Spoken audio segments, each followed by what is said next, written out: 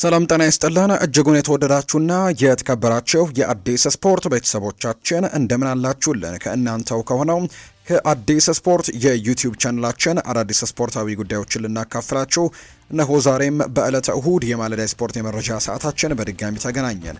ስለምታደምጡን ስለምትከታተሉን ቆይታችሁ በሙሉ ከኛ ጋርም ስለሆነ እጅጉን ከልብ አድርገን ነው የምናመሰግነው። በዛሬ ፕሮግራማችን የተለያዩ ስፖርታዊ ጉዳዮችን ወደ እናንተ እያደረስን ቆይታን የምናደርግ ይሆናል። ከነዚህ መካከል ትልልቆችን የአውሮፓ ክለቦች የተመለከቱ እጅግ በርከት ያሉ ስፖርታዊ ጉዳዮችን እያነሳን ቆይታን እናደርጋለን። ፏር ባህሩ የዛሬውን ፕሮግራም እየመራው ከእናንተ ጋር ቆይታን አደርጋለሁ። እናንተም ያላችሁን ሀሳብ አስተያየት ኮሜንት ቦክስ ላይ ልታጋሩን ትችላላችሁ። ቪዲዮአችንንም ላይክ እያደረጋችሁ ቆይታችሁን ከኛ ጋር አድርጉ። ዛሬ በርከት ያሉ ጉዳዮችን ነው የምናነሳው። እንግዲህ አርሰናሎች አሁንም ቢሆን ክሪስቲያን ሮሜሮን ለማስፈረም ጥረታቸውን ቀጥለዋል። እርግጥ ነው ቶተንሃም ሆትስፐርስ ተጫዋቹን ለከተማ ተቀናቃኛቸው ለአርሰናል አሳልፈው የመስጠት ፍላጎት ባይኖራቸው፣ ነገር ግን ተጫዋቹ የተወሰነ ፍላጎቶች ያሉት ወደ አርሰናል የመቀላቀል የሚል አይነት ሀሳቦች እየተነሱ ይገኛል። እሱን ጉዳይ በስፋት ወደ እናንተ የምናደርስ ነው የሚሆነው። ከዛ ውጪ ማንቸስተር ዩናይትድ ትናንትና የወዳጅነት ጨዋታ አድርጎ ተመልክተነዋል። ከፓሪስ ሰን ዠርሜን ጋር የተደረገ ጨዋታ ነው። ባቻ ውጤት ነው ያጠናቀቁት። ከጨዋታው በኋላ የተነሱ በጣም በርከት ያሉ ጉዳዮች አሉ። እነሱን ጉዳዮች ደግሞ እያነሳሳን ቆይታን እናደርጋለን። ከዛ ውጪም አንዳንድ የመረጃ ምንጮች ያን ያክል እንኳን ተአማኒነት ያላቸው ባይሆኑም ነገር ግን የሪያል ማድሪዱን የፊት መስመር ተጫዋች የሆነው ኤንድሪክ ፊሊፔን ከማንቸስተር ዩናይትድ ጋር የሚያያይዙ መረጃዎች አሉ። እነሱን ጉዳዮች እንመለከታለን። ከዛ ውጭ ግን ሌሎች መረጃዎችም ቼልሲን፣ ሊቨርፑልን፣ ማንቸስተር ሲቲን፣ ሪያል ማድሪድ፣ ባርሰሎናን ጨምረን በርከት ያሉ የዝውውር ጉዳዮችን የምናነሳ ነው የሚሆነው። እስከ ፕሮግራማችን ፍጻሜ ድረስ አብራችሁኝ ቆዩ።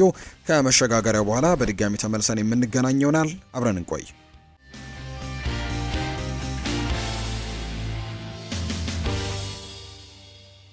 ወደ ቀዳሚው መረጃችን እናምራ። የአርሰናል ጉዳዮችን በማስቀደም እንጀምር የዛሬ ፕሮግራማችንን። ቶተንሃም ለአርሰናል ለመሸጥ ስለማይፈልጉ እንጂ ክሪስቲያን ሮሜሮ ወደ አርሰናል ለመሄድ ፍላጎት አለው የሚሉ አይነት ሀሳቦች እየተነሱ ይገኛሉ። በተለይ በአርሰናል ቤት ውስጥ ከሚገኙ አንዳንድ ሰዎች ጋር በጣም ጥሩ ግንኙነት እንዳለው ይነገራል። በተለይ ደግሞ ከጋብሪኤል ሄንዜ ጋር፣ ሁለቱም አርጀንቲናዊያን እንደሆኑ ይታወቃልና ከጋብሪኤል ሄንዜ ጋር በጣም ጥሩ የሚባል ግንኙነት አለው ይባላል ክሪስቲያን ሮሜሮ።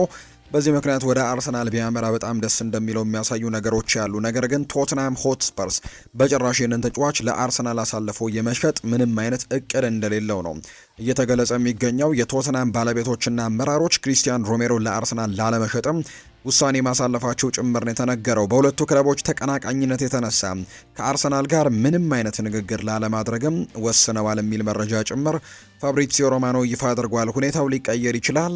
የዝውውር ገበያው ተቀያያሪ ነው። እስካሁን ባለው ግን ቶትንሃም ክሪስቲያን ሮሜሮ ለአርሰናል አይሸጥም፣ ነገሮችም የሚቀየሩ ከሆነ ወደፊትም እንመለከታለን ሲል ነው ፋብሪዚዮ ሮማኖ ጭምር ሀሳቡን እየሰጠ የሚገኘውና ከዚህ ተጫዋች ጋር በተያያዘ አርሰናል አሁን በተለይ የዊሊያም ሳሊባ ጉዳትን ተከትሎ ጠንከር ብሎ ይህንን ዝውውር ለማድረግ እቅዶች የነበሩት ቢሆንም ነገር ግን በጭራሽ የሚሳካ አይነት ወይም የሚሆን አይነት ዝውውር ላይሆን እንደሚችል ነው የመረጃ ምንጮቹም እየተናገሩ የሚገኙት። አትሌቲኮ ማድሪድ ክሪስቲያን ሮሜሮን ለማስፈረም አሁን ላይ ማድረግ የሚችለውን ሁሉ እያደረገ እንደሆነ ነው አልፍሬዶ ፔዱላ የተባለ የመረጃ ምንጭ የሚናገረው። አሁን ላይ የተጫዋቹን ምላሽ ነው እየጠበቁ የሚገኙት አትሌቲኮ ማድሪዶች። በሌላ በኩል ግን አርሰናል በመካከላቸው ምንም አይነት ጥሩ ግንኙነት ባይኖር እንኳን ቶተንሃምን ዳግም እንዲያስብ የሚያደርግ ከፍተኛ የዝውውር ጥያቄ በማቅረብ ዝውውሩን ተቀምቶ የመውሰድ እድል እንዳለው የሚያሳዩ ነገሮች ያሉ። አርቴታ ተጫዋቹን ለማስፈረም በጽናት እየለፋ ይገኛል ተብሏል። ነገር ግን ትልቅ ውሳኔ ደግሞ የቶተንሃም ሆትስፐርስ ይሆናልና ይህንን ተጫዋች ለአርሰናል የመሸጥ የመስማማታቸው ነገር አጠራጣሪ መሆኑ ተከትሎ የመሳካቱ እድል በጣም ጠባብ እንዲሆን ያደርገዋል ተብሎ ይታሰባል። ከሱ ይልቅ ሌሎች ዝውውሮች ላይ ትኩረቶችን ማድረግ የተሻለ ነው ብለው የሚያስቡት በርካቶች እንደሆኑ ነው የተገለጸው። ከአርሰናል ጋር በተያያዘ ሌላኛው የምናነሳው ጉዳይ የብሩኖ ጊማሬሽን ጉዳይ ይሆናል። ትናንትና በይፋ መፈረሙ የተረጋገጠ ጉዳይ መሆኑን እናስታውሳለን። ትናንትና ፊርማውን አኑሯል ለአርሰናል በይፋ ማለት ነውና ከፊርማው በኋላ የተለያዩ ጉዳዮችን አንስተዋል። ብሩኖ ጊማሬሽ እንግዲህ በክለቡ ታሪክ ላይ ስሜን ማስፈር እፈልጋለሁ ብለዋል። በዚህ ታሪክ ውስጥ ሌጀንድ ከሚባሉ ተጫዋቾች መካከል ሆኜ ማለፍ እፈልጋለሁ ሲል ነው ብሩኖ ጊማሬሽ ሀሳቡን እየሰጠ የሚገኘው። አንድ ቀን ከዚህ ሲሄድ ሌሎች ተጫዋቾች መጥተው ብሩኖ በዚህ ክለብ ያደረጋቸውን ነገሮች በሙሉ ማድረግ እመኛለሁ እንዲሉ የምንፈልግ አይነት ሰው ሆኛለሁ ሲልም ጭምር ይናገራል። ስለዚህ በዚህ ክለብ ውስጥ ማድረግ የምፈልገው ነገር ሁሌም የሚታወስ ነገር ነው። ሌሎች ተጫዋቾች አርአያ የሚያደርጉትን ነገር ነው በዚህ ክለብ ውስጥ ማድረግ የምፈልገው ሲልም ጭምር ይናገራል። ብሩኖ ጊማሬሽ ለደጋፊዎች ያለኝን ሁሉ እንደምሰጥም ቃል እገባላችኋለሁ ሲልም ጭምር እንዲሁም ይናገራል። መቼም ተስፋ አልቆርጥም፣ ብዙ አስደሳች ትዝታዎችን አብረን እንደምናሳልፍና አብረን በጣም ጥሩ ጊዜያቶችን እንደምናሳልፍ ተስፋ አደርጋለሁ ሲልም ጭምር ነው ብሩኖ ጊማሬሽ ጨምሮ እየተናገረ የሚገኘው። ዋንጫዎችን ማሸነፍ እፈልጋለሁ፣ ለዛም ነው ትክክለኛ ቦታ ላይ እየተገኘሁት ብሏል። ብሩኖ ጊማሬሽ ከትላንትናው የፊርማ ስነ ስርዓት በኋላ ሀሳቡን ሲሰጥ ነው እነዚህን ጉዳዮች እያነሳም የሚገኘው። ማይልስ ሉዊስ ስኬሊ ስሙ ከማንቸስተር ዩናይትድ ዝውውር ጋር ተያይዞ ስለሚዘገቡ መረጃዎችም ተጠይቆ አንድ ምላሽን ሰጥቷል። እኔ ከህፃንነቴ ጀምሮ እስካሁን ድረስ ከአርሰናል ውጪ ሌላ ቡድን አላውቅም። እኔ ሙሉ በሙሉ የአርሰናል ልጅ ነኝ፣ የአርሰናል ደጋፊም ነኝ። በዚህ ክለብ ውስጥ ከአካዳሚ ቡድን እስከ ዋና ቡድን ድረስ የአርሰናልን ባጅ ደረቴ ላይ ለጥፌ ስጫወት ሁኛለሁ። እንግዲህ መላው የአርሰናል ደጋፊዎችም ከጅማሬው ጀምሮ እኔ ምንም ነገር ሳልሰጣቸውም እነሱ ግን እኔ በህይወቴ ትልቅ ቦታ ላይ ትልቅ ፍቅርን ሰጥተውኛል። ይሄ ደግሞ ለእኔ በጣም አስፈላጊውና በጣም ወሳኙ ነገር ነው። እኔ አርሰናላዊ ነኝ፣ የአርሰናል ልጅም ነኝ። እናም ከዚህ ክለብ ውጪ ሌላ ደግሞ ልቤን ማሸነፍ የሚችል አቅም ያለ ቡድን ያለ አይመስለኝም ሲልም ጭምር ይናገራል። ልቤ ኤምሬትስ ነው ብሏል። እኔም ውስጥ እንግዲህ ማንነቴ ላይ የተቀረጸው እንደዚህ አይነት ስሜቶች ናቸው። ለክለቡ፣ ለደጋፊው፣ ለቡድን አጋሮቼ ትልቅ ፍቅር አለኝ። ክለቡ አልፈልግህም እስካላለኝ ድረስ እግር ኳስን ሀብዬ በጀመርኩበት ክለብ የዚህን ክለብ ማሊያ ብቻ ለብሼ የእግር ኳስ ህይወቴን ማጠናቀቅ እፈልጋለሁ። ለክለቡ ያልከፈልኩት ብዙ ዕዳ አለብኝ። ይህንን አይነት ታማኝነትም ለክለቤ ማሳየት ነው የምፈልገው። እንዲህ አይነት ፍቅር፣ እንዲህ አይነት ታማኝነት ትልቅ ተስፋ ካለው ወጣት እንግሊዛዊም እንግዲህ ለማግኘት ጠብቁ የአርሰናል ደጋፊዎች ሲልም ጭምር ነው የተናገረው። በቀጣይ በአርሰናል ቤት ነው ሁሉን ነገሮች ማድረግ የምፈልገው ሲልም ጭምር ሀሳቡን ሰጥቷል። ይህንን ሀሳብ ነው እየተናገረ የሚገኘው የአርሰናሉ ማይልስ ሉዊስ ስኬሊ ነው ይህንን ሀሳብ የሰጠውና ከሌሎች ክለቦች ጋር የተገናኘበትን ወሬ እንዳስተባበለና ወደ ሌሎች ክለቦች የማምራት አሁን ላይ ፍላጎት እንደሌለው ጭምር ነው እየተናገረ የሚገኘው ማይልስ ሉዊስ ስኬሊ። የማንቸስተር ዩናይትድ ጉዳዮችን ደግሞ እንንገራችሁ። ማንቸስተር ዩናይትድ ከፓሪስ ሰን ዠርሜን ጋር ትላንትና የወዳጅነት ጨዋታ አድርጓል። ዩናይትዶች ትላንትና አራተኛ የወዳጅነት ጨዋታቸውን ነው እያደረጉት። ጥሩ የሚባሉ ጨዋታዎችን እያደረጉ እንዳለ ይታወቃል። ከሬክሻም ጋር ጨዋታ ማድረጋቸውን እናስታውሳለን። ትላንትና ደግሞ ሌላ ከፓሪስ ሰን ዠርሜን ጋር በጣም ወሳኝ የሚባል ጨዋታን አድርገው ጨዋታቸውን 1-1 በሆናቸው ውጤት ነው ያጠናቀቁት። ማንቸስተር ዩናይትዶች ባለፈው ሳምንት ከአትሌቲኮ ማድሪድ ጋር ጨዋታ አድርገው እንዲሁ አሸንፈው እንደነበር እናስታውሳለን። ከትልልቅ ከሚባሉ የአውሮፓ ታላላቅ ክለቦች ጋር ያው ፕሪሲዝን እንደመሆኑ መጠን እንግዲህ ትላንትናም ከፓሪስ ሰን ዠርሜን ጋር ጥሩ ፉክክር የነበረው ጨዋታን ጭምር ማድረግ ችለዋል። ማንቸስተር ዩናይትዶች ጨዋታው 1-1 በሆናቸው ውጤት ነው የተጠናቀቀው። በትላንትናው ጨዋታ የተለያዩ አዳዲስ ጉዳዮችን ተመልክተናል። ከነዚህ መካከል ብሩኖ ሚጌል ፈርናንዴስ ከዓለም ዋንጫው በኋላ ለማንቸስተር ዩናይትድ ጨዋታውን አድርጓል። እንዲሁ አዲሱ ፈራሚ ዩሪ ቴሌማንስም እንዲሁ ተቀይሮ ገብቶ ጨዋታን ማድረጉን ተመልክተናል። ሌላኛው አዲስ ፈራሚውን አንድሬስ ሳንቶስ ትላንትና በጣም ጥሩ የሚባል እንቅስቃሴን ያሳየበት ጨዋታ ሆኖ ተጠናቋል። በጨዋታው ላይ በጣም ዲፌንሲቭ ሮሎቹ በጣም ትልቅ እንደነበሩ ተመልክተናል። በትላንትናው ጨዋታ ላይም ለማንቸስተር ዩናይትድ በጣም ጥሩ ከሚባሉ ፐርፎርማንሶች መካከል አንዱን አሳይቶ ያጠናቀቀበት ጨዋታ እንደሆነ ነው የተመለከትነው። ትላንትና ኤምባዬ ለፓሪስ ሰን ዠርሜን በመጀመሪያዎቹ ደቂቃዎች አካባቢ ነበር ለፓሪስ ሰን ዠርሜን ኳስና መረብን አገናኝቶም ቀዳሚ ያደረገው። ከዛ ውጭ ግን በዚህ ፕሪሲዝን ጎሎችን እያስቆጠረ የሚገኘው በተለይ ከአለፈው የውድድር ዓመት የመጨረሻዎቹ ጨዋታዎች በኋላና የመጀመሪያ ፕሪሲዝን ጨዋታዎች አካባቢ ላይ ጥሩ ነገሮችን አለማሳየቱን ተከትሎ የማንቸስተር ዩናይትድ ደጋፊዎች በብሪያን ምቤሞ ላይ አንዳንድ ጥያቄዎችን ሲያነሱ ነበር። እንዲሁ ጥርጣሬ እንዳላቸው ጭምር ሲገለጽ እንደነበር የምናስታውሰው ነው። ነገር ግን ባለፉት ሁለት የፕሪሲዝን ጨዋታዎች ላይ በአትሌቲኮ ማድሪድ ላይ 2 ጎሎችን አስቆጥሯል።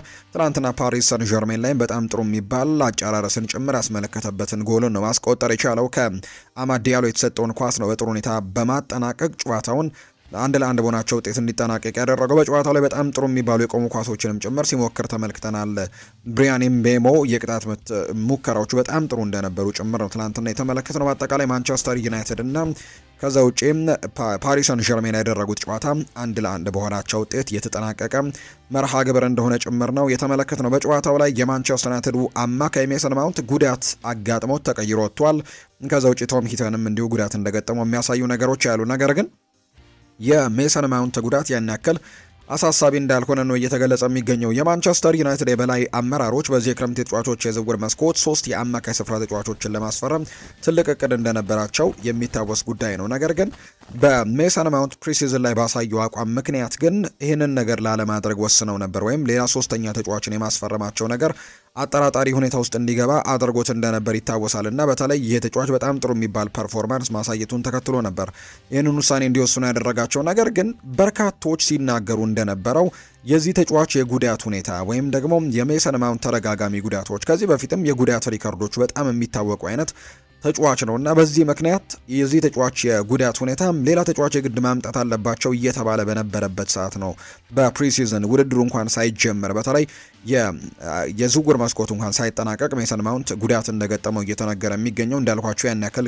ከባድ የሚባል አይደለም፣ ቀለል ያለ ለጥንቃቄ ሲባል ተቀይሮ የወጣበት እንደሆነ ጭምርም ተናግረዋል አሰልጣኝ ማይክል ካሪክ ከጨዋታው በኋላ። ነገር ግን ማንቸስተር ዩናይትድ አሁን የግዴታ ሶስተኛ የአማካይ ተጫዋች ፊርማ ማሰብ ያለበት ጊዜ እንደሆነ የሚያሳዩ ነገሮችን ነው ትናንትና የተመለከትነው። በአጠቃላይ ማንቸስተር ዩናይትድ ተጨማሪ አማካይ ላለማስፈረም ማውንትን ወደ ኋላ ስበው እንዲጫወትም ዝግጅት ላይ ነበሩ። ነገር ግን እሱ ጉዳት ገጥሞታልና ሌሎች ተጫዋቾችን ማምጣት የግድ ይጠበቅባቸዋል ተብሎ ይታሰባል። ዩናይትድ አሁን ሌሎች ሁለት የወዳጅነት ጨዋታዎች ይቀሩታል ተብሎ ይታሰባል። ማንቸስተር ዩናይትድ የፊታችን ሮብ ከሊድስ ዩናይትድ ጋር ሌላ የወዳጅነት ጨዋታ ያደርጋል። ከዛ ውጪ በሳምንቱ መጨረሻ ደግሞ ከኤሲ ሚላን ጋር ሌላ የወዳጅነት ጨዋታ ያደርግና እንግዲህ የፕሪሲዝን ጨዋታዎቹን የሚያጠናቅቅ ይሆናል ተብሎ ይታሰባል። ፓሪስ ሰን ዠርሜን በበኩሉ የፊታችን ረቡዕ ከአስተን ቪላ ጋር ነው የአውሮፓ ሱፐር ካፕ የፍጻሜ ጨዋታን የሚያደርገው። የፊታችን ረቡዕ የሚደረግ ይሆናልና ተጠባቂ ጨዋታ የሚያደርግ ይሆናል።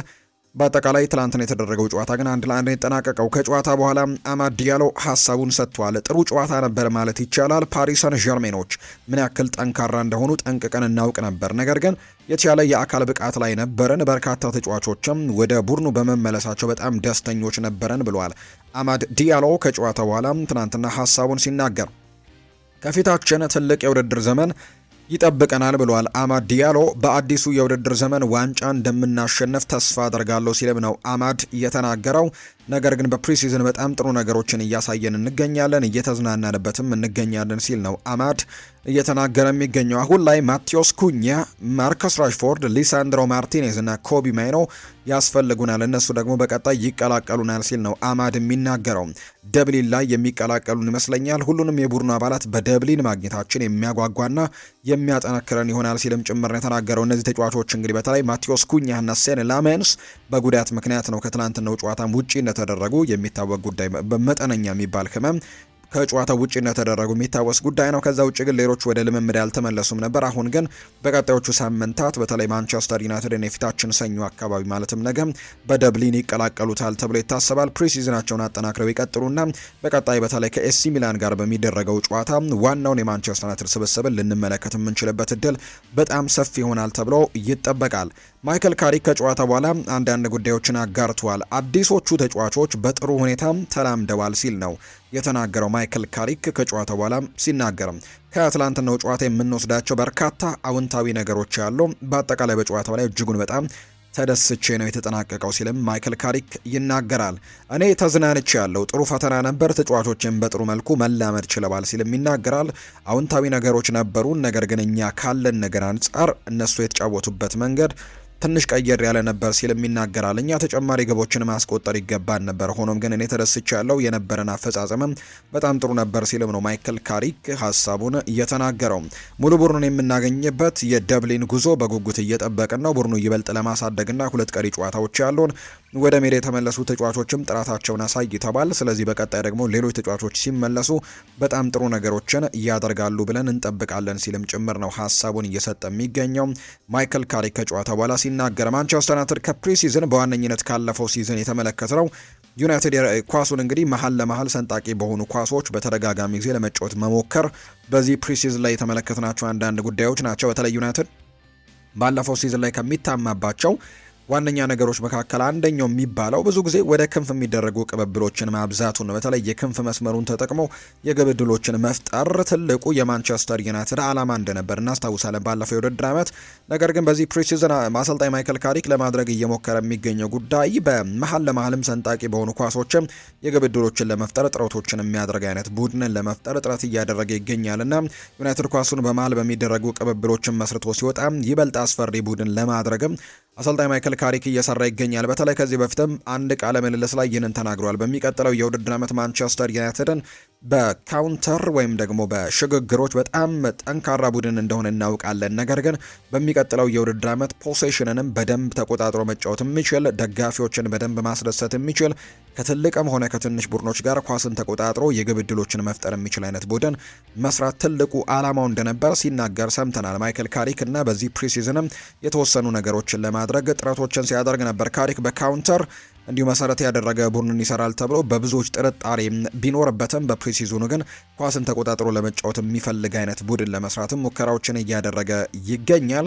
ዩናይትድ አሁንም በግራ ፉልባክ ላይ ቦታ ላይ ደግሞ በተከላካይ አማካይ ቦታ ላይ ትልቅ ድጋፎችን የሚያስፈልገው አይነት ቡድን እንደሆነ ምናልባት ያሳያል። አንዳንድ ሰዎች በተለይ ከተከላካዮች ኳስን በደንብ ተቀብሎ ማደራጀት የሚችል አይነት ተጫዋች፣ ከዛ ውጭ ደግሞ ወደፊት ጠጋ አድርጎ ቡድኑንም ማጫወት ማንቀሳቀስ የሚችል አይነት ተጫዋችን ለማምጣት ምናልባት እንቅስቃሴዎችን ያደርጋል ተብሎ ይጠበቃል። በሚቀሩት የክረምት ተጫዋቾች የዝውውር መስኮቶች ላይ በተለይ የሜሰን ማውንት መጠነኛ እንግዲህ ጉዳት እንኳን ባይገጥመው ፍንጭ ሰጥቷቸዋል ለማንቸስተር ዩናይትድ የበላይ አመራሮች ምናልባት በዚሁ የሚቀጥል ከሆነ የተወሰኑ ጉዳቶች እንግዲህ ቶሎ የሚያስተናግድ አይነት ተጫዋች እንደሆነ ከዚህ በፊትም የነበሩት ታሪኮቹ ስለሚያሳይ፣ ስለዚህ ዩናይትዶች በዚህ ተጫዋች ምክንያት ሌላ አንድ ተጫዋችን ማምጣት ይጠበቅባቸዋል ተብሎ እንደሚታመን ነው የመረጃ ምንጮቹ እየተናገሩ የሚገኙት። ሜሰን ማውንት መጎዳቱን ተከትሎ የዩናይትድ ዋናው ቡድን ጥልቅ አማካዮች ብዛት 3 ብቻ ሆነዋል። አሁን ላይ አንድሬስ ሳንቶስ፣ ዩሪ ቴሌማንስ እና አሁን ከቡድኑ ጋር የማይገኘው ኮቢ ማይኖ ሰኞ ዕለት እንግዲህ ደብሊን ላይ ይቀላቀላቸዋል ተብሎ ይጠበቃል። ከነሱ ባሻገር የሁለቱ የፍሌቸር ልጆች ወይም ወንድማማቾቹ ታይለር ፍሌቸር እና ጃክ ፍሌቸር በዚህ ቦታ ላይ እንደ አማራጭነት ሊታሰቡ ይችላሉ። ምናልባት ግን እነዚህ ገና ታዳጊዎች ከመሆናቸው ጋር በተያያዘ ፕሪሚየር ሊጉ ለሚፈልገው ትልቅ ፉክክር እንዲሁ የአውሮፓ ቻምፒየንስ ሊግ ላይ ለሚኖረው ትልቅ ፉክክር ግን እንደ አማራጭነት ምናልባት ሊያዙ ይችሉ ይሆናል እንጂ በትልቅ ደረጃ የሚታሰቡ አይደሉም። ስለዚህ በትላንትናው ጨዋታ ሜሰን ማውንት ከተጎዳ በኋላ በቀጥታ ወደ መልበሻ ክፍል ነበር ያቀናው። አሁን ላይ ዩናይትድ የሜሰን ማውንትን ጉዳት ተከትሎ ሶስተኛ አማካይ ስፍራ ተጫዋች ለማስፈረም የሆነ ነገር ማድረግ ይኖርበታል ተብሎ ይታሰባል። ማይክል ካሪክ ግን ከጨዋታ በኋላ ሜሰን ማውንት አለመጎዳቱንና ለጥንቃቄ ሲባል ብቻ ነው ቀይረው እንዳስወጡት የተናገሩት። እሱ ተመቶ ነበር እናም እኛ ደግሞ በሱ ላይ ጥንቃቄዎችን ማድረግ ነበረብን፣ እሱን መመልከት አለብን ሲሉ ነው የተናገሩት። እሱ በጉዳቶች ሲሰቃይ ነበር፣ ስለዚህም በሱ ላይ በጣም ጠንቃቃ መሆን ነበረብንና በዛ ምክንያት ነው ቀይረን ያስወጣ ነው እንጂ ያን ያክል የከፋ ነገር የለውም ሲልም ጭምር ነው ለማንቸስተር ዩናይትድ ደጋፊዎች የሜሰን ማውንትን የጉዳት ሁኔታ የተናገረው። ማንቸስተር ዩናይትድ ከአካዳሚ ምሩቅ ግብ ጠባቂ ሽያጭ ቦነሶችን ሳይጨምር 14 ሚሊዮን ፓውንድ ማግኘቱ ይፋ ተደርጓል። በተጨማሪም ተጨማሪ ቦነሶችን ሊገኝ ስለሚችል በአጠቃላይ የዝውውር ዋጋው ወደ 17 ሚሊዮን ፓውንድ እንደሚደርስ ተነግሯል። ለራዴክ ቪቴክ ነው ይህንን ያገኘው። ዩናይትድ ከዚህ ባሻገር ግን ከተጫዋቹ የትኛውም ሽያጭ እንግዲህ 35 በመቶ እንደሚያገኝ ጭምር ተነግሯል። በቀጣይ ክለቡ እንግዲህ ወደ ሌሎች ክለቦች የሚሸጡት ከሆነ 35 በመቶ ማንቸስተር ዩናይትድ ከዚህ ግብ ጠባቂ ሽያጭ ያገኛል ተብሎ ይጠበቃል። ዩናይትድ ከራዴክ ቪቴክ ዝውውር ቅድሚያ ያገኘው ገንዘብ ግን 7 ሚሊዮን ፓውንድ ነው። እስከ 14 ሚሊዮን ፓውንድ እንደሚደርስም ግን ይነገራል። በተጨማሪም ዩናይትድ 35 በመቶ የወደፊት ሽያጭ ገቢም የሚያገኝ ሲሆን በተጨማሪም የጨዋታ መብትና የመልሶ መግዛት አማራጭም ጭምር አላቸው። ምናልባት ማንቸስተር ዩናይትድ በድጋሚ ይህንን ግብ ጠባቂ ማስፈረም የሚችሉ ከሆነ ቅድሚያ የሚሰጠው ለማንቸስተር ዩናይትድ ነው። ያንንም አማራጭ እንዳካተቱበት ነው የተነገረው። የማንቸስተር ዩናይትድ ወጣት ፉልባክ የሆነው ጄደን ከማሰን በተለያዩ ክለቦች የክለብ የዝውውር ራዳር ውስጥ እንደሚገኝ የተነገረው። ወጣቱ ፉልባክ ከሚፈልጉት ክለቦች መካከል በዋነኝነት ሳውዝሃምፕተን አንደኛው ነው። ተጫዋቹን በቋሚ ዝውውር ማስፈረም እንደሚፈልጉ ነው የተነገረው። በተጨማሪም ፕሪስቶን ኖርዝ ኤንድ፣ ብላክበርን ሮቨርስ፣ ብሪስቶል ሲቲ፣ ሼፊልድ ዌድነስዴይ እና ሌሎችም ክለቦች ተጫዋቹን በውሰት ለማስፈረም ፍላጎቱ አላቸው። የዩናይትድ ሰዎች ተጫዋቹን ለመሸጥ በሩን ክፍት ሊያደርጉ እንደሚችሉ በተደጋጋሚ ሲገለጽ ነበር። እስከ ጥር ወር ድረስ ግን በክለቡ ይቆያል ተብሎ እንደሚጠበቅ ነው የመረጃ ምንጮቹ ይፋ እያደረጉ የሚገኙት። ማንቸስተር ሲቲን የተመለከተ መረጃን ወደ እናንተ እናደርስ ውድ ቤተሰቦቻችን። ከወጣት አሰልጣኞች የኤንዞ ማሬስካ አድናቂ ነኝ ብሏል ፔፕ ጓርዲዮላ ሲናገር። ስፔናዊው ታላቅ አሰልጣኝ ፔፕ ጓርዲዮላ ዮሃን ክራይፍ ትልቅ አሻራ እንዳሳረፈበት ነው የተናገረው። በተለይ የዮሃን ክራይፍ እንግዲህ ስራ እንደሆንኩኝም ይሰማኛል ሲልም ነው ፔፕ ጓርዲዮላ የተናገረው የኔ እውነተኛው አነሳሽ ዮሃን ክራይፍ ነው ሲል ይናገራል ፔፕ ጓርዲዮላ። ለ6 ዓመታት አሰልጥሎኛል ሲልም የተናገረው። አክሎም ዮሃን ክራይፍ ስለ እግር ኳስ ያለኝን አመለካከት ሙሉ በሙሉ ቀይሮታል ሲል ይናገራል። አሁን ካሉ ወጣት አሰልጣኞች ግን የማን አድናቂ እንደሆነ የጠየቀው ፔፕ ጓርዲዮላ የኤንዞ ማሬስካ ሲልም ነው ምላሹን የሰጠውም። በቀጣይም በሲቲ ቤት ጥሩ ነገሮችን እንደሚያደርግ ጭምር ተስፋ አደርጋለሁ ሲልም ነው የተናገረው አሰልጣኝ ፔፕ ጓርዲዮላ ስለ አዲሱና እሱን ስለተካው የማንቸስተር ሲቲ አሰልጣኝ ኤንዞ ማሬስካ ሀሳቡን የሰጠው። ማሬስካ እንግዲህ የራሳቸውን አምበል ይሾማሉ ተብሎ እንደሚጠበቅም ይፋ ተደርጓል። ምክንያቱም በቡድኑ ላይ ካፕቴን የነበረው በርናርዶ ሲልቫ ማንቸስተር ሲቲ ለቆ በክረምቱ የተጫዋቾች የዝውውር መስኮት ሪያል ማድሪድን መቀላቀሉን እናስታውሳለን። በዚህ ምክንያት ማንቸስተር ሲቲ የራሳቸውን አምበል አሁን ላይ አሰልጣኝ ኤንዞ ማሬስካ እንደሚሾሙ ይፋ ተደርጓል። አዲሱ የማንቸስተር ሲቲ ዋና አሰልጣኝ የሆኑት ኤንዞ ማሬስካ የራሳቸውን አምበል እንደሚመርጡ ነው ይፋ የተደረገው። ይህንን ተከትሎ ቀጣይ የውድድር ዘመን ምናልባት በትልቁ ግምት እየተሰጠ የሚገኘው ፖርቱጋላዊው ሩበን ዲያስ የቡድኑ አምበል ይሆናል ተብሎ እንደሚጠበቅ ነው የተነገረው። ከዛ ውጭ ግን አሰልጣኙ ከቡድኑ አምበሎች መካከል ወይም ደግሞ በአምበሎች ዝርዝር ውስጥ ምናልባት እንግሊዛዊ ተጫዋች እንዲኖር እንደሚፈልጉ ነው እየተነገረ የሚገኘው። በተለይም በትልቁ ምናልባት ፊል ፎደን እድል ሊኖረው እንደሚችል የሚያሳዩ ነገሮች ያሉት። ምክንያቱም ሰሞኑን በነበረ አንድ ቃለ ምልልስ ላይ ተጠይቆ ነበር። ሀሳቡን ሲሰጥም ፊል ፎደን ካፕቴን መሆን እፈልጋለሁ፣ ከካፕቴኖች ዝርዝር ውስጥም መኖር እፈልጋለሁ፣ ምክንያቱም ለዚህ ቡድን በጣም ብዙ እድሜዎችን አሳልፌያለሁ። ከዛ ውጭ ከታዳጊነት ጀምሮ ነው በዚህ ቡድን ውስጥ ያሳለፍኩትና በዚህ ምክንያት ካፕቴን ቢሰጠኝ ወይም ደግሞ የተወሰኑ ደረጃዎች ቢሰጡኝ በጣም ደስ ይለኛል የሚል አይነት ሀሳብን ጭምር ሲሰጥ ተመልክተነዋልና በተለይ አሰልጣኝ ኤንዞ ማሬስካ ደግሞ እንግሊዛዊ ተጫዋች በዚህ የአምበልነት ዝርዝር ውስጥ እንዲኖር መፈለጋቸው ምናልባት እሱ እድሉን ሊያገኝ ይችላል ተብሎ ይታሰባል። ምንም እንኳን በቅርቡ ቢሆንም ወደዚህ ቡድን የተቀላቀለው ከዛ ውጪ ማርክ ጉሂም ቢሆን ጥሩ እድሎች ይኖሩታል ተብሎ ይታሰባል። ምክንያቱም መሪ ከሚባሉ ተጫዋቾች መካከል አንደኛው ነው። የክሪስታል ፓላስ ካፕቴን እንደነበርም ጭምር እናስታውሳለን እና በቡድኑ መሪ ከሚባሉ ተጫዋቾች መካከል አንደኛው ስለሚሆን ምናልባት በቡድኑ ላይ ረጅም ጊዜያቶችን አለመቆየቱ ካልሆነ በስተቀር እሱም እድሉን ሊያገኝ የሚችልበት እድል እንዳለ ነው የተነገረው። የማንቸስተር ሲቲው አምበል ግን በርናርዶ ሲልቫ ክለቡን መልቀቁ የሚታወስ ጉዳይ ነው። የሊቨርፑል መረጃዎችን ደግሞ እንንገራቸው። ሊቨርፑል ብራድሊ ባርኮላን ለማስፈረም ያለውን ፍላጎት በፍጥነት ሊያሳድግ ይችላል የሚል መረጃም ይፋ ተደርጓል። ምክንያቱም አርሰናል አሁን ላይ የፈረንሳዊው የክንፍ መስመር ተጫዋችን ለማስፈረም ወደ ፉክክር ውስጥ እንደገቡ ይፋ ተደርጓል። በተጨማሪም ፓሪስ ሰን ዠርሜን ሌሎች አጥቂ ተጫዋቾችን ለማስፈረም እየተቃረበ ነው። ይህም ደግሞ ባርኮላ በዚህ ክረምት ከፓሪስ ሰን ዠርሜን እንዲለቅ በሩን ሊከፍትለት ይችላል ተብሎ ይታሰባል። እነ ማግነስ አክሊዮሼ ከዛ ውጪ እነ ሚካ ጎትስም ጭምር ለማስፈረም በጣም ትልቅ ጥረቶችን እያደረጉ ነው። ከዛ ውጪ የፌራን ቶሬስም ጉዳይ በፓሪስ ሰን ዠርሜን ቤት በትልቁ እየተነሳ ይገኛልና የማጥቃት መስመራቸው ላይ ተጫዋቾችን ለመጨመር በጣም ጥረቶችን እያደረጉ ከመሆናቸው ጋር በተያያዘ ብራድሊ ባርኮላ በክለቡ የመቆየት ነገሩ በጣም አጠራጣሪ ሆኗል። ከዛ ውጭ ግን ሊቨርፑል ይህንን ተጫዋች ለማስፈረም በጣም ትልቅ ጥረቶችን እያደረገ እንዳለ ይታወቃል። ነገር ግን ጥረቱ በቂ ላይሆን ይችላል ተብሎ ይታመናል። አሁን ላይ በተለይ አርሰናሎች የቪኒሲዮስ ጁኒየርን ጉዳይ አለማሳካታቸውን ተከትሎ ወይም የቪኒ ጁኒየር ጉዳይ ካልተሳካላቸው በኋላ አሁን ቀጣይ ኢላማዎችን በትክክል መመልከት ይኖርባቸዋል ተብሎ ይጠበቃል። ከሚመለከቷቸው እጩዎች መካከል አንደኛውም ብራድሊ ባርኮላ ነው። ስለዚህ እዚህ ተጫዋች ላይ ፉክክሮችን ሊከፍቱ ስለሚችሉ ሊቨርፑል በቶሎ ይህንን ተጫዋች ስለማስፈረም እንቅስቃሴዎችን ማድረግ ይኖርበታል ብለው እንደሚጠብቁ ነው በርካታ ሰዎች ሀሳባቸውን የሰጡት። አንዶኒ ኢራኦላ ይናገራል። አሁን ላይ ወደ ቤታችን ተመልሰናል ብሏል ኢራኦላ። ስለዚህም ዝግጅታችንን ይበልጥ ማጠናከርና አሜሪካ ውስጥ የጀመርነውን ጠንካራ ስራ መቀጠልም የሚገባን ሰዓት ላይ ደርሰናል ብዬ አስባለሁ ሲል ነው የሚናገረው። አሁን መላው ቡድናችን ማለት ይቻላል ተሰብስቧል። ይህ ደግሞ በሚቀጥሉት ቀናትና ሳምንታት ውስጥም እጅግ በጣም ጠቃሚ እንደሚሆንም ከወዲሁ መገመት ይቻላል ሲልም ይናገራል። ባለፈው ወር ስፔን የፊፋ የዓለም ዋንጫን ካሸነፈች ቡድን ጋርም የነበረው አዲሱ ፈራሚው ቪክተር ሙኞዝም በዚህ ሳምንት ወደ ኤኤክስኤ መጥቶ ከኛ ጋር ተቀላቅሏል። ልክ እንደ ቨርጂል ቫንዳይክ፣ ኮዲ ጋክፖና አሊሰን ቤከር ሁሉም እርሱም መጥቷል ሲልም ነው የተናገረው። የዓለም ዋንጫ ተጫዋቾቻችን የመጨረሻው የሆነው አሌክሲ ማካሊስተርም ሰኞ ዕለት ከኛ ጋር ልምምድ ይጀምራል ሲልም ነው የተናገረው አሰልጣኝ አንዶኒ ኢራኦላ። እሁድ ዕለት የኛ የመጀመሪያ ሜዳ ጨዋታችን የምንመራበት በመሆኑ ለእኔም ሆነ ለሰራተኞቼ በታላቅ ኩራት የሚታወስ ልዩ ቀን እንደሚሆን ጥርጥር የለውም ብሏል። ከዚህ ቀደም አንፊልድን በተቃራኒ ወገን ሆነን ተመልክቼዋለሁ። ያም ቢሆን ግን በወቅቱ ውጤቱ እኔ እንደፈለግኩት ባይሆንም እንኳን በጣም ልዩ ስሜት ግን እንደነበረው አስታውሳለሁ። አሁን ላይ ግን የሊቨርፑል ዋና አሰልጣኝ በመሆን እዚህ መገኘት የፈጽሞ የተለየ ስሜት እንደሚፈጥርብኝ ያውቃለሁ። ይህንን በጉጉት እየጠበቅኩት ነው ሲልም ነው አሰልጣኝ አንዶኒ ኢራኦላ የሚናገረው። ወደ ክለቡ በመጣሁበት የመጀመሪያ ጊዜ ስለ ስሜት በተጫዋቾች በሰራተኞችና በደጋፊዎች መካከል ስለሚኖረው ትስስርም አውርቼ ነበር። ይሄ ጉዳይ እጅግ በጣም ወሳኝ ሲሆን ወደፊትም ይበልጥ አስፈላጊ እየሆነ እንደሚመጣ ተስፋ አደርጋለሁ ብሏል። እኛ በእርግጥም ልታቆራኙን ወይም ልትኮሩብን የሚገባ ቡድን ለእናንተ መስጠት እንፈልጋለን ለደጋፊዎች ብሏል። ይህንን እውን ለማድረግም በየቀኑ የምንችለውን ሁሉ እያደረግን ነው ሲል ይናገራል። ስለዚህም ዛሬ እሁድ የሚደረገው ጨዋታ በዚህ ጉዞ ውስጥ ትልቅ ምዕራፍ ነው። ይህም ደግሞ ሁሉም በጋራ ልንደሰትበት የሚገባና ወደፊት ስኬታማ እንድንሆንም በርካታ አስደሳችና የማይረሱ ጊዜያቶችን እንደሚመራ ተስፋ የማደርግበት ጉዞ ነው ሲልም ጭምር ነው የተናገረው። ሀሳቡን ሲሰጥ አሰልጣኝ አንዶኒ ኢራኦላ ኢያን ሮሽ ይናገራል። ስለ ፍሎሪያን ቬርትስ እና ስለ አሌክዛንደር ኢሳክ ነው ሀሳቡን የሰጠው ኢያን ሮሽ።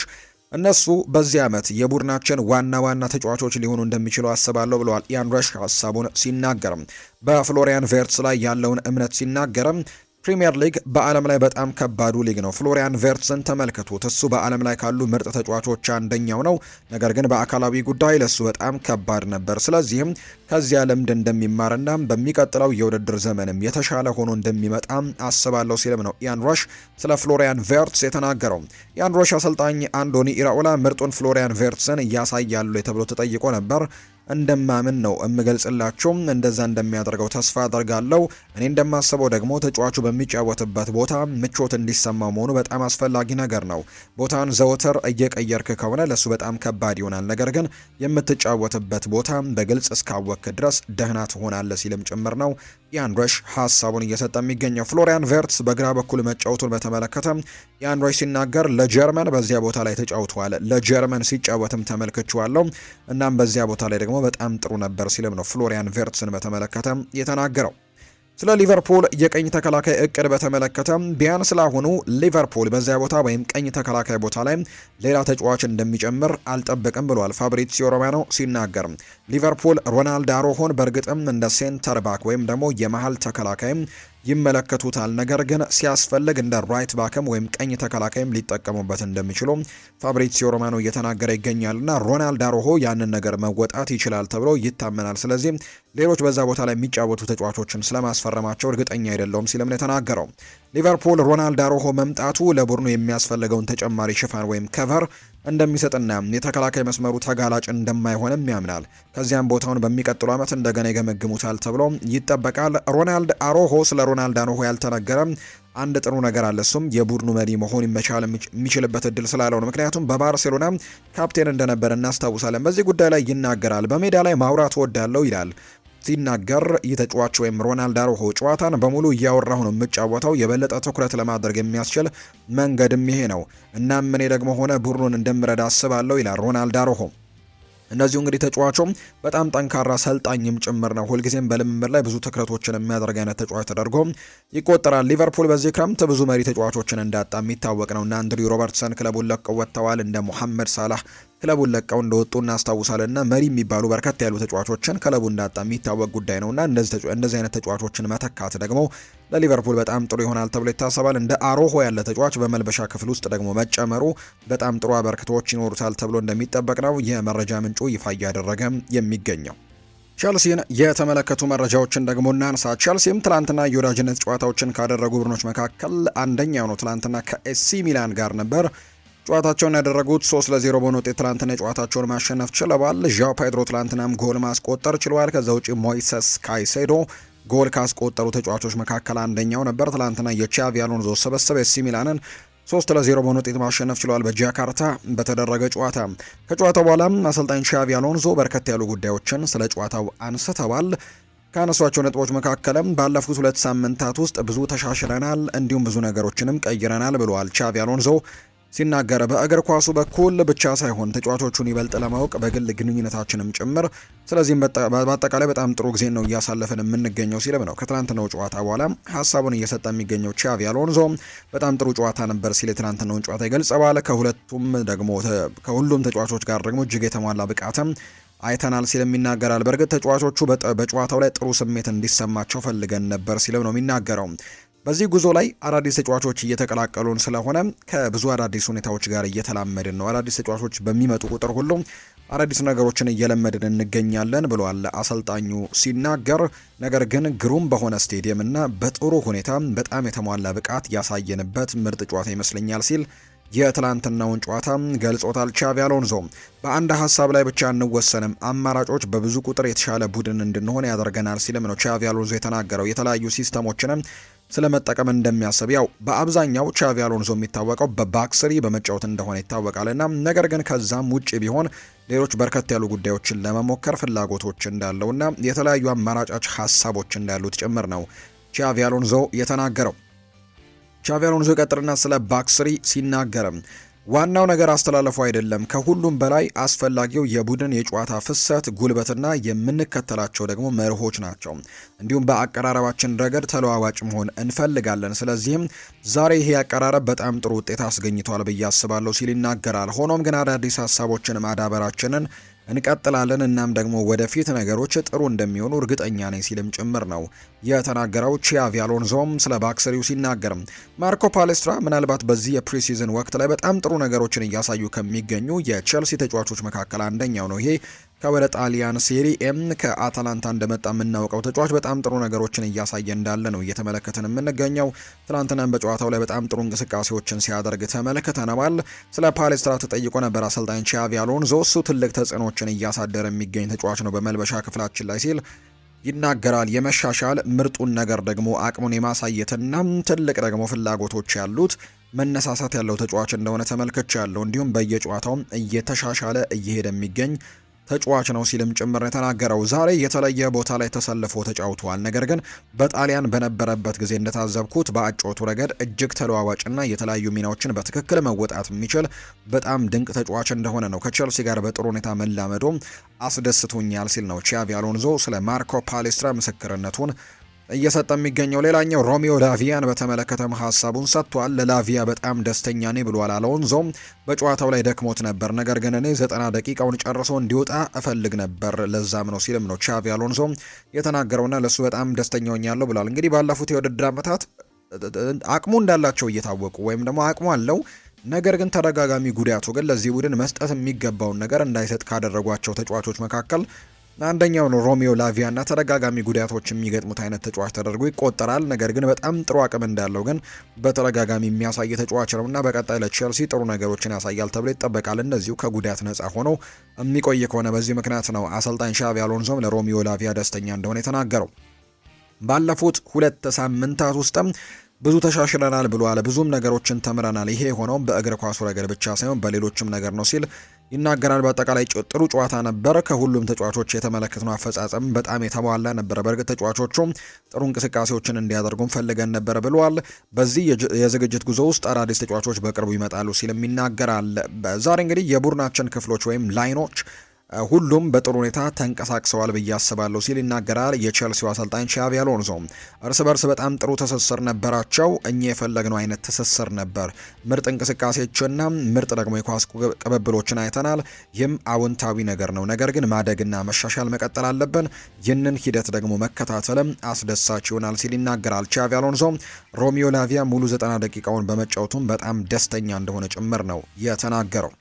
የሪያል ማድሪድ ጉዳዮችንም እናንሳ ውድ ቤተሰቦቻችን። ቪኒሲዮስ ጁኒየር ውሉን ማራዘሙ አስደስቶኛል ብሏል ጆዜ ሞሪኒዮ ነው ይህንን ሀሳብ የሰጠው። ሪያል ማድሪድ ትናንትና ምሽት የወዳጅነት ጨዋታ ማድረጉን ተመልክተናል። ከፌረንሽ ቫሮሽ ጋር የተደረገ ጨዋታ እንደነበር ጭምር ነው የተመለከትነው። ትናንትናም የወዳጅነት ጨዋታ አድርገዋል። አዳዲስ ተጫዋቾች በተለይ እነ በርናርዶ ሲልቫ የመጀመሪያ ጨዋታቸውን ያደረጉበት መርሃ ግብር ሆኖ የትላንትናው ጨዋታ መመልከት ችለናል። ከትላንትናው ጨዋታ ጋር በተያያዘ ሪያል ማድሪዶች ፌረንስ ቫሮሽን ማሸነፍ የቻሉበት ጨዋታ ሆኖ እንግዲህ የተመለከትንበት ነበርና ከጨዋታው በኋላ በጣም በርከት ያሉ ጉዳዮችን አሰልጣኙ እያነሱ የሚገኙት በተለይ አሰልጣኝ ጆዜ ሞሪኖ በርከት ያሉ ጉዳዮችን አንስተዋል። ከፌረንስ ቫሮሽ ጋር ካደረጉት ጨዋታ በኋላ በሰጡት አስተያየትም ከሁለተኛው ይልቅ የመጀመሪያው አጋማሽን በጣም ወድጄዋለሁ ሲሉን አሰልጣኝ ጆዜ ሞሪኒዮ ከትላንትናው ጨዋታ ጋር አያይዘው የተናገሩት። አክለውም ጥሩ የልምምድ ጨዋታ ነበር፣ ስህተቶችን ለማየትና ለማስተካከልም ችዬበታለሁ ሲሉ ጭምር ነው የተናገሩት። ስለ ቪኒሲዮስ ጁኒየርም ጥያቄ ቀርቦላቸው ነበር አሰልጣኝ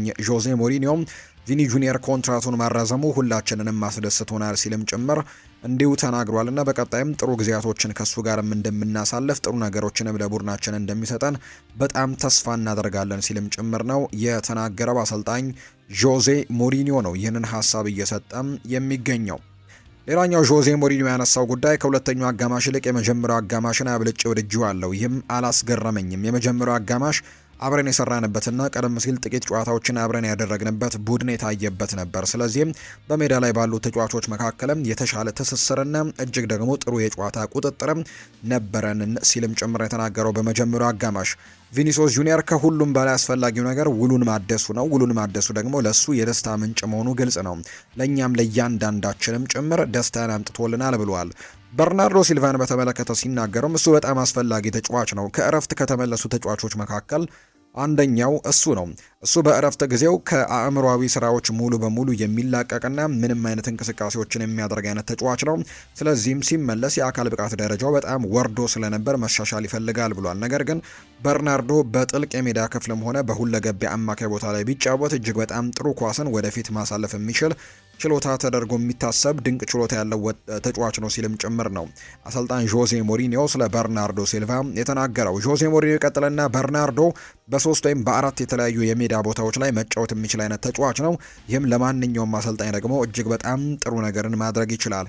በተለይም በጉዳቶች ምክንያት 20 ተጫዋቾች ብቻ ያሉት ጠባብ ስብስብ ባለንበት ወቅትም እና ደግሞ እንደዚህ ባለው ጠባብ ስብስብ ውስጥ ደግሞ እንደ በርናርዶ ማድረግ የሚችሉና በተለያዩ ቦታዎች ላይ መጫወት የሚችሉ ተጫዋቾች እጅጉን በጣም ያስፈልጉናል ሲልም ነው የተናገረው። ሌላኛው ራሱ በርናርዶ ሲልቫም ከጨዋታ በኋላ በርከት ያሉ ጉዳዮችን አንስተዋል። ምክንያቱም ትላንትና የመጀመሪያ ጨዋታውን ያደረገው ለሪያል ማድሪድ የመጀመሪያ ጨዋታን በማድረጌ በጣም ደስተኛ ነኝ ብለዋል። ሪያል ማድሪድ በምችለው መንገድ ሁሉ ለመርዳትም በማስፈልጋቸው ቦታ ላይ ሁሉ እገኛለሁ፣ ሁሉንም የቡድን አጋሮችን እየተዋወቅኳቸው እገኛለሁ ብለዋል በርናርዶ ሲልቫ። ለዚህ ቡድን ማድረግ የምችለውን በሙሉ ለማድረግም በጣም ዝግጁ ነኝ ሲልም ጭምር ይናገራል። ለሪያል ማድሪድ መጫወትም በጣም ትልቅ ነገር እንደሆነ ጭምርም ነው እየተናገረ የሚገኘው በርናርዶ ሲልቫ። የበለጠ ምቾት የሚሰማ የትኛው ቦታ ላይ ነው የሚል ጥያቄም ቀርቦለት ነበር። በማንኛውም ቅጽበት ቡድኑ የሚያስፈልገውን ለማቅረብ እሞክራለሁ። አንዳንድ ጊዜ ከኋላ መስመር ጨዋታን በመገንባት አንዳንድ ጊዜ ደግሞ በማጥቃት ጫናን በመፍጠር ወይም በመጨረሻው የሜዳው ሶስተኛ ክፍል ላይ መጫወትን እመርጣለሁ። በተለያዩ ቦታዎች የሜዳ ክፍሎች ላይ ለመርዳትም የምሞክር አይነት ተጫዋች ነኝ። ሪያል ማድሪድንም በተቻለኝ መንገድ ሁሉ ለመርዳትም በጣም ዝግጁ እሆናለሁ ሲልም ጭምር ነው የተናገረው በርናርዶ ሲልቫም ሀሳቡን ሲሰጥ። ጆዜ ሞሪኒዮ ቲያጎ ፔትሮች እንዲቆይ ይፈልጋል ተብሏል። በዚህ የውድድር ዘመን በጣም ጠቃሚ ሰው ሊሆን እንደሚችልም ያምናል ተብሏል። ቲያጎ ፔትሮች በዚህ ምክንያት ጆዜ ሞሪኒዮ እንዲቆይ ነው የሚፈልገው። በተለይ የእንግሊዙ ክለብ ፉልሃም በተለይ አሰልጣኝ አልቫሮ አርቤሎዋን ከቀጠለ በኋላ የተለያዩ ተጫዋቾችን ከሪያል ማድሪድ ለማምጣት ሙከራዎችን እያደረገ ነው። እነ ጎንዛሎ ጋርሲያን፣ ፓላሲዮስን መውሰዱን እናስታውሳለን። ቲያጎ ፔትሮችንም እንደሚፈልግ አንዳንድ የመረጃ ምንጮች በተደጋጋሚ ጊዜ ሲያወጡ እየተመለከትን እንገኛለን እና በተለይ የአልቫሮ አልቤሮ አዛም ቡድን መቀላቀልም በዚህ ምክንያት የሪያል ማድሪድ የቀድሞ ተጫዋቾችን ወይም ደግሞ እሱ ያሰለጠናቸውን አምና ሲያሰለጥናቸው የነበሩ ተጫዋቾችን በተለይ ደግሞ ወጣቶችንና የጨዋታ እድሎችን እያገኙ የማይገኙ ተጫዋቾችን ለማስፈረም ሙከራዎችን እያደረገ ነው የሚገኘው። ከነዛ መካከል ቲያጎ ፔትሮች አንደኛው ነውና እሱ ላይ እንቅስቃሴዎችን ለማድረግ ጥረቶችን እያደረገ ይገኛል። ነገር ግን በክለቡ የመቀጠል እድሉ ሰፊ ይመስላል። ምክንያቱም አሰልጣኝ ጆዜ ሞሪኒዮም የዚህ ተጫዋችን እንቅስቃሴ እንደሚወዱትና ተጫዋቹን በቡድን ውስጥ ማቆየት እንደሚፈልጉ ስለተናገሩ ጆዜ ሞሪኒዮ ከሪያል ማድሪድ በግራ እግሩ የሚጫወት የመሃል ተከላካይ ወይም ሴንተር ባክ እንዲያስፈርም አጥብቀው እየጠየቁ እንደሚገኝ ይፋ ተደርጓል። አሰልጣኙም ባስቶኒ የበለጠ አስተማማኝ የኋላ ክፍልና የተሟላ ቡድን እንደሚገነባለትም ያምናልና ምናልባት ከተሳካላቸው በሚቀሩት የዝውውር መስኮቱ ቀናት ላይ ይህንን ተጫዋች ማለትም ባስቶኒን ከኢንተር ሚላን ቢያስፈርሙላቸው በጣም ደስ እንደሚላቸው ጭምር ነው እየተናገሩ የሚገኙት። ጆዜ ሞሪኒዮ በአርዳ ጉሌርና በበርናርዶ ሲልቫ ላይ በጣም ሙሉ በሙሉ መተማመን አላቸው ተብሏል። በተለይ በአማካይ ስፍራው ላይ የሮድሪን ጉዳይ አለመሳካቱን ተከትሎ ሮድሪ እንዲመጣ በጣም ትልቅ ፍላጎት እንደነበራቸው ይታወሳል ጆዜ ሞሪኒዮ። ነገር ግን የሮድሪ ጉዳይ ካልተሳካላቸው በኋላ አሁን ላይ በዚህ ቡድን ውስጥ ሌሎች ተጫዋቾችን ከማምጣት ይልቅ በቡድን ውስጥ ላሉት ሌሎች ተጫዋቾች ማለትም እንደ በርናርዶ ሲልቫና እንደ አርዳ ጉሌር አይነት ተጫዋቾች ላይ ሙሉ መተማመንን እንደሚፈልጉ ነው ማርካ የተባለው የመረጃ ምንጭ ይፋም ያደረገው። ደጋፊዎች የክሪስቲያኖ ሮናልዶ ሰርግ መስሏቸው ሌላ ሰርግ ላይ እንደታደሙ ትናንትና ይፋ ተደርጓል። ክሪስቲያኖ ሮናልዶና ጆርጂና ሮድሪጌስ በትላንትናው ዕለት የጋብቻ ስነስርዓታቸውን በማዴራ እንደሚያደርጉ በርካታ የፖርቱጋል ሚዲያዎች ሲዘግቡ ነበርና ይሁን እንጂ ተጋቢዎቹ ግን የሰርግ ስነስርዓታቸው በትላንትናው ዕለት ስለመደረጉ ግን በይፋ ያሉት ምንም ነገር አልነበረም። ዜናውን ያነበቡ ግን በርካታ ደጋፊዎች ግን የሰርግ ስነስርዓቱ ይካሄድበታል ተብሎ ወደ ነበር አንድ ቦታ አቅንተው እንደነበር ይፋ ተደርጓል። ደጋፊዎቹ ውጪ ላይ ሮናልዶና ጆርጂናን ለማየትም ሲጠብቁ በጣም በርከት ያሉ ደጋፊዎችም ተገኝተው እንደነበር ነው የተነገረው። ሙሽሮቹ ግን ሌላው የአካባቢ ጥንዶች ሆነው ነው እንግዲህ የተገኙት። ደጋፊዎቹ እንግዲህ ውስጥ ላይ የሚደረገው የሰርግ ስነስርዓት የክሪስቲያኖ ሮናልዶ መስሏቸው በጣም በትልቁ ተሰብስበው እንደነበር ይፋ ተደርጓል። አንድ የሰርጉ ተካፋይ ሰው ሲናገርም ይሄ ሁሉ ሰው ሮናልዶ ያለ ጸጥታ ጥበቃ እዚህ ይገባል ብሎ ማሰቡ በጣም አስደንቆኛል ሲልም ጭምር ነው የተናገረውና በጣም በርከት ያሉ ደጋፊዎች የክሪስቲያኖ ሮናልዶ ሰርግ ነው ብለው እንግዲህ ቆመው እየጠበቁት እንደነበር ጭምር ነው የተገለጸው። ኤቨርተኖች የማንቸስተር ዩናይትዱን አጥቂ ኢታን ዌትሌይን ለማስፈረም ፍላጎት እንዳላቸው ይፋ እየተደረገ እንደሚገኝ ነው የመረጃ ምንጩም ይፋ እያደረገ የሚገኘው። ፋብሪዚዮ ሮማኖ ባወጣው ዘገባ መሰረት የ20 ዓመቱ አጥቂን ለማስፈረም ኦፊሻላዊ ጥያቄዎችን እያዘጋጁ ይገኛሉ። ኢታን ዌትሌይ በማንቸስተር ዩናይትድ ዘንድም ከፍተኛ ግምት የሚሰጠው ተጫዋች ሲሆን በእግር ኳሱም ብሩህ ተስፋ አላቸው ተብለው ከሚታሰቡ ተጫዋቾች አንደኛው ነው። ኤቨርተን ለወደፊቱ ቡድን ለመገንባትም እያቀደ ሲሆን የ20 ዓመቱ ተጫዋችም በዚህ ክረምት ለማስፈረም ተስፋ አድርጓል። ማንቸስተር ዩናይትድ ተጫዋቹን አሳልፎ እንዲሰጥ እንግዲህ ይሰጣሉ የሚለው ጉዳይ ወደፊት የሚታይ ነው። ማንቸስተር ዩናይትድ ቀደም ሲል ወጣት ተጫዋቾችን እንግዲህ በትልቁ ከፍ በማድረግ ረገድ ጥሩ ስራን የሰራ ሲሆን ዌትሌይ ደግሞ ከነሱ ጋር ትልቅ ተስፋ እንዳለው ሊሰማቸው ይችላል። እሱን መሸጡም ስህተት ሊሆንም እንደሚችል ይሰማቸዋል የሚሉ አንዳንድ መረጃዎች ይወጣሉ። በሌላ በኩል ግን ኤቨርተን ለቡድኑ ተጨማሪ ጥናትና ስብስብን ለመጨመር ስለሚፈልግ የ20 ዓመቱን ተጫዋችም አሁን ላይ ጠቃሚ ተጫዋች ሊሆንላቸው እንደሚችልና ወደፊት ቁልፍ አስተላለፍ ውስጥ ሊገባ እንደሚችል ያምኑበታል ተብሏል። ወደ ኤቨርተን የመቀላቀል እድል ለወጣቱ አጥቂም አጓጊ ሊሆን ይችላል። ከማንቸስተር ዩናይትድ ይልቅም በዋናው ቡድን ውስጥም ብዙ እድሎችን ሊሰጡት ይችላሉ። ከቤንጃሚን ሼስኮ ፊትም ብዙ እድሎችን የማግኘት እድሉ አነስተኛ ነው ተብሎ ነው የሚታሰበው። የ20 ዓመቱ አጥቂም ክለቡን እንዲቀላቀል ማስማማቱ ያን ያክል አስቸጋሪ አይሆንም። ነገር ግን ማንቸስተር ዩናይትድን ማስማማት ይኖርባቸዋል። ለወጣቱ አጥቂም ኦፊሻላዊ ጥያቄዎችን እያዘጋጁ ሲሆን ሁኔታው እንዴት እንደሚቀጥልም ወደፊት የሚታይ ነው የሚሆነው። ዌትሌይ በዚህ ክረምትም በተመጣጣኝ ዋጋ ማስፈረም ከቻሉ ዝውውሩ ለረጅም ጊዜ ውስጥም አስተማማኝ ኢንቨስትመንት ሊሆን ይችላል። በረጅም ጊዜ ውስጥ የተደረገበትን ኢንቨስትመንት አቃፊ አድርጎ ማሳካትም ለክለቡ ቁልፍ ተጫዋች ሆኖ ሊወጣ እንደሚችል የሚያሳዩ መረጃዎችን እየተመለከተን እንደምንገኝ ነው የመረጃ ምንጩም ይፋ እያደረገ እንደሚገኝ የተገለጸው።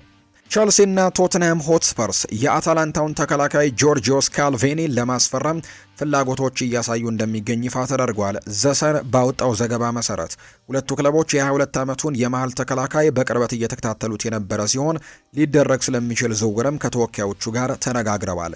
ዝውውሩን ለማጠናቀቅ ኦፊሻላዊ ጥያቄዎችን ያቀርቡ እንደሆነ እናያለን። ስፐርስ ስካልቪኒን ለአንድ ዓመት ያክልም ሲከታተለው እንደቆየ ጭምር ይነገራል። ስፐርሶች ስካልቪኒን ለአንድ ዓመት ያክል ሲከታተሉት ቆይተዋል። ስካልቪኒ 42 ሚሊዮን ፓውንድ ገደማ የተገመተ ሲሆን እንደ ቸልሲና ስፐርስ ያሉ ክለቦችም ዝውውሩን ለማጠናቀቅ የሚያስችል የፋይናንስ አቅም አላቸው። ይህ በእንዲህ እንዳለ ኒውካስልም ሁኔታውን እየተከታተለ የሚገኝ ሲሆን የ34 ሚሊዮን ፓውንድ ጥያቄ ለማቅረብም ሊያስብ ይችላል። ከሶስቱ ክለቦች መካከል የትኛው ዝውውሩን እንደሚያጠናቀቅ ወደፊት ይታያል ተብሎ ነው የሚጠበቀው። ስካልቪኒ ግን በከፍተኛ ተስፋ ያለው ወጣት ተጫዋች ሲሆን በፕሪሚየር ሊጉም ስኬታማ ለመሆን የሚያስችል ብቃት አለው ተብሏል። የ22 ዓመቱ ተጫዋች ባለፈው የውድድር ዘመን በጣሊያኑ ክለብ ድንቅ ብቃትን ያሳየ ሲሆን በላቀ ደረጃ ራሱን ለመፈተሽም ሊፈልግ ይችላል። ቸልሲና ቶትንሃም በፕሪሚየር ሊጉ ከሚገኙ ትልልቅ ክለቦች መካከል የሚመደቡ ሲሆን በከፍተኛ ደረጃ እንዲወዳደርና ለታላላቅ ዋንጫዎችም እንዲፋለም እድሉ ሊሰጡት ይችላሉ። ቸልሲ በተከላካይ ክፍሉ ላይ ተጨማሪ ስብስብ የሚያስፈልገው ሲሆን የ22 ዓመቱ ተጫዋችን ማስፈረም የረጅም ጊዜ ብልህ ውሳኔ ሊሆን ይችላል። በሌላ በኩል ቶትንሃም ክሪስቲያን ሮሜሮ ሊያጣ ይችላል። ሆኖም ግን በዚህ ክረምት ጥቂት የመሃል ተከላካዮችን ያስፈረሙ በመሆናቸው ቶተንሃም የ22 ዓመቱ ተጫዋች በዚህ ክረምት ለማስፈረም ለመወሰናቸው አስገራሚ ሊያደርገው እንደሚችል ይታመናል። የተጠየቀው 42 ሚሊዮን ፓውንድ ዋጋ ውድ ሊመስል ይችላል። ነገር ግን ወጣቱ ጣሊያናዊ ብሩህ ተስፋ ያለው ባለ ክህሎት ተጫዋች በመሆኑ በረጅም ጊዜ ውስጥም የተደረገበትን ኢንቨስትመንት አቃፊ አድርጎ ሊያሳካ ይችላል ተብሎ የሚገመት ተጫዋች እንደሆነ የሚያሳዩ መረጃዎች ይፋ ተደርገዋል። የተወደዳችሁና የተከበራችሁ ቤተሰቦቻችን ለዛሬ ያዝንላችሁ አዳዲስ ስፖርታዊ ጉዳዮቻችን እነዚህን ነው የሚመስሉት። ስላደመጣችሁን፣ ስለተከታተላችሁን፣ ቆይታችሁን ከኛ ጋርም ስላደረጋችሁ እጅግ ከልብ አድርገን እናመሰግናለን። ፉአድ ባህሩ የዛሬውን ፕሮግራም እየመራው ከእናንተ ጋር ቆይታን አድርግ ያለው የተለያዩ ርዕሰ ጉዳዮችን የተለያዩ ስፖርታዊ ጉዳዮችን ያካፈልንበት የዛሬ ፕሮግራማችንም ይህንን ይመስል ነበር። ቆይታችሁን በሙሉ ከኛ ጋር ላደረጋችሁ በሙሉ ከልብ አድርገን ነው የምናመሰግነው። ፉአድ ባህሩ ፕሮግራሙን እየመራው ከእናንተ ጋር ቆይታን አድርግ ያለው የተለያዩ ርዕሰ ጉዳዮችንም አካፍለናችኋል። በቀጣይ ፕሮግራሞቻችን ሌሎች ስፖርታዊ ጉዳዮችን፣ ሌሎች አዳዲስ መረጃዎችን አካተን በቀጣይ ፕሮግራማችን መልሰን የምንገናኝ ነው የሚሆነው።